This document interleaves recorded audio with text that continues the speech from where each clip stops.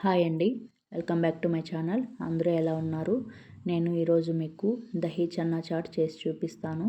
ఈ చన్నాలు నైట్ నానబెట్టి 3 విజిల్స్ పెట్టి కుక్కర్లో ఉడకపెట్టుకున్నానండి. ఇదొక హాఫ్ కప్ తీసుకున్నాను. తర్వాత పొటాటోని పీల్ తీసి సన్నగా కట్ చేసి పెట్టుకున్నాను. ఇదొక హాఫ్ కప్ తీసుకున్నాను. అందులోకి నేను టమోటాలు బాగా సన్నగా కట్ చేసిన టమోటాలు వేసాను. అలాగే దాంతోపాటు సన్నగా కట్ చేసిన మిర్చి వేసాను. మిర్చి అనేది ఆప్షనల్ అండి. మీకు మిర్చి ఎక్కువ కారం అనిపిస్తుంది అనుకుంటే కొద్దిగా కారపొడి వేసుకున్నా సరిపోతుంది. మిర్చి అనేది మీ ఇష్టము. తర్వాత సన్నగా కట్ చేసుకున్న ఉల్లిపాయలను వేసుకున్నాను.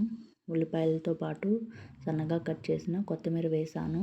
కొత్తిమీర వేసాక కొద్దిగా చాట్ మసాలా వేసాను. చాట్ మసాలా కూడా ఆప్షనల్ అండి, మీ ఇష్టము, కావాలంటే వేసుకోవచ్చు. చాట్ మసాలా వేసిన తర్వాత కొద్దిగా కారం వేసాను. ఆల్రెడీ మనకి పచ్చిమిర్చి వేసున్నాం కదా, కారం మీరు టేస్ట్కి తగినంత చూసి వేసుకోండి.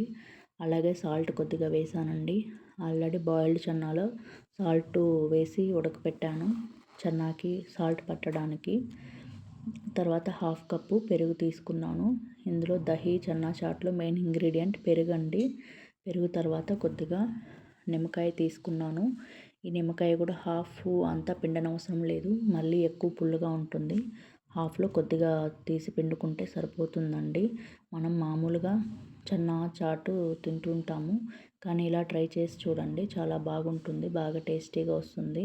ఎందుకంటే మనం చన్నాతో పాటు ఉడకపెట్టిన పొటాటో కూడా తీసుకుంటాం కాబట్టి పొటాటో చన్నా రెండు మిక్స్ చేసి తినడానికి చాలా బాగుంటుందండి. దీంట్లో మనకి ఉల్లిపాయ కొత్తిమీర అంతా మనకి తినేటప్పుడు ఆ టేస్ట్ వేరేగా ఉంటుంది. మీరు ఒకసారి ట్రై చేసి చూడండి.